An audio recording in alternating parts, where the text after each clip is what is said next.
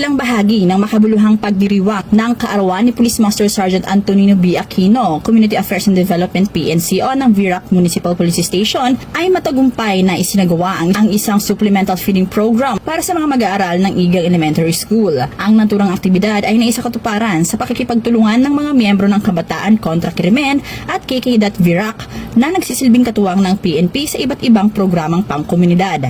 Layunin ng proyektong ito na higit pang mapabuti ang kalusugan at nutrisyon ng mga batang mag-aaral, kasabay ng pagpapatibay ng ugnayan, tiwala at pagtutulungan sa pagitan ng pulisya at ng komunidad. Bahagi rin ito ng adhikain ng PNP na ipamalas ang mas malawak na saklaw ng kanilang serbisyo, hindi lamang sa aspeto ng seguridad at kaayusan, kundi pati na rin sa larangan ng pagmamalasakit at pagkalinga sa mga pangunahing sektor ng lipunan. Ang Virac PNP ay patuloy na nagsisikap na maging kasangga ng bawat mamamayan sa paghubog ng ligtas, malusog at maunlad na komunidad.